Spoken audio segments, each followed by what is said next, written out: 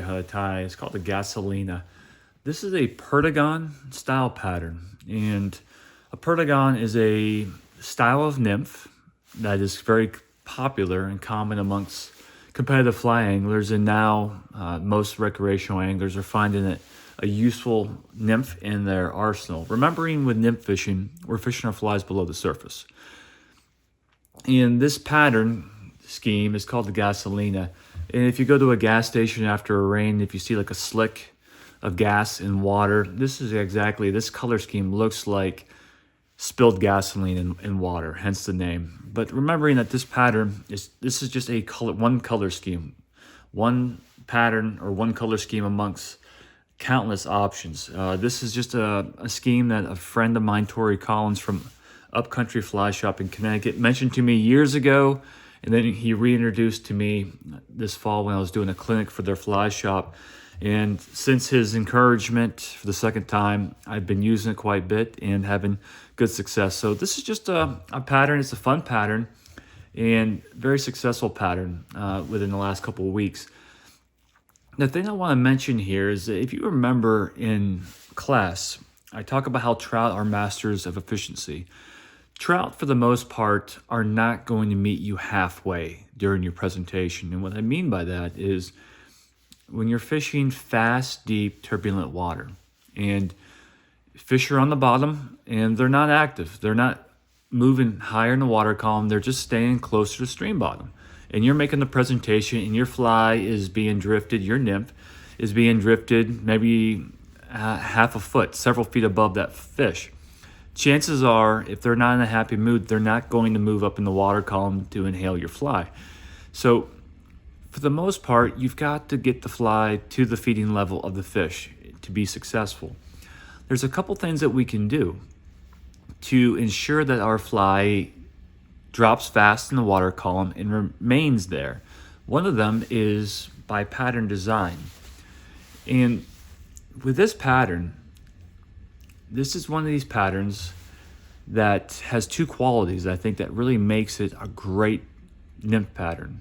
And this is why it's so popular now these days. One, it's sleekness. Basically, when you look at how narrow, its thin profile, when you're trying to drop anything through the water column quickly, you want a pattern that is, for the most part, thin.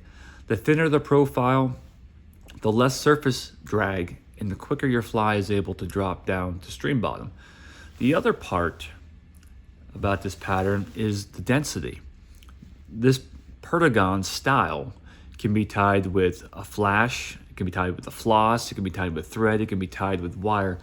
But once you construct the body, and this particular pattern is tied with a flash, you can coat this with a UV resin, or put an epoxy, or even put a like Sally Hansen's hard as nail polish on top of that. But it creates a thin and a dense body that allows that fly to drop very quickly. And if you remember with our field trips on Spring Creek, when you were making your cast upstream, the drifts for the most part are pretty short. Once you cast, it often takes a moment, maybe several seconds, for that fly to eventually drop down into the feeding level of the fish before you're actually in the strike zone. And when you're fishing patterns like this, the Perdigon, these flies are designed to drop a little bit quicker and allow you to become a lot more efficient with your time when you're nymph fishing. And this is one of the reasons, again, why this pattern is so effective and so popular. One, it's incredibly easy to tie, but it's got the qualities that allows the fly to drop quickly and remain in that strike zone for an extended period of time. Okay, we're going to tie the Gasolina. This pattern is going to be tied on a size 14. You can tie this on any size hook. We're going to be using a barbless competition grade hook, so the barb's already off the hook. You don't need to debarb it like we did in class. This is also tied with a tungsten bead, but remembering brass will work just as fine. Make what you have available work for your circumstances. And to get started, we're going to attach a light olive thread. The material that we're going to be using, this flash, basically this body foil to create this Perdigon, is translucent. it's going to basically, what I'm saying, what I mean by translucent is that the color of the thread that you're laying on the hook shank is going to have an effect on the shade or the color of this flash. If you're using a lighter color thread like I'm doing here, the body's gonna be a little bit lighter. If you want to darken up the pattern, you can use a darker color thread. It's entirely up to you, but just know that when you're tying with this style of translucency, the thread that you're using is going to have a great effect on the overall shade or color of your pattern. We attach the thread right there. We're going to be using for tailing material. In class, we'd use like hen hackle and some other fibers for tails. For this, we're going to use Coq de Leon. It's just another style of feather, but you can tell when you look at this, it's just got a beautiful little barring action to it. Very easy to tie. I use this for most of my nymphs and my dry flies. And we're going to just pluck off about 4 or 5 fibers.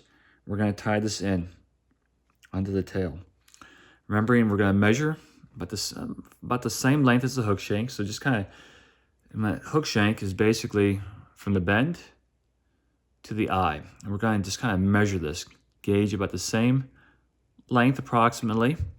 We're going to take our thread and wrap our thread to our tie-in point all the way down here. Now we're going to switch hands, lay that Coq de Leon straight on top right here, switch hands, and then do the pinch technique. One pinch between the thumb and index finger, and pinch and secure that. Now take your scissors, cut off the excess. For this Gasolina now that we have the tail, we're going to tie in our Perdigon body. This is a color scheme from Hens. It's an overseas company, but remember, you can use a variety. But this color scheme, there's a lot of people, a lot of anglers who I know very well. They're very adamant on using this particular color. In this case, they believe color does matter, and I will have to say this scheme does work really well. But this is a Hens Perdigon number 233. They also make a flash in the number 233 that you can also use. So we're going to cut off just a little section of flash foil. We're going to use the pinch technique again. Tie that down one loop, and we're going to slide that until it's basically flush with the bead, and then secure that. And we're going to take our thread and just cover one wrap in front of the other and wrap all the way up to the bead. We can build a small thread dam, just a bit, to prevent that bead from sliding. Now with the flash foil, we're going to do overlapping wraps. So once I make one wrap, I'm going to take the next wrap and wrap it halfway on top of the last one. So we're going to make one wrap here, one full rotation here, one, and then the next wrap is going to be just slightly over the last.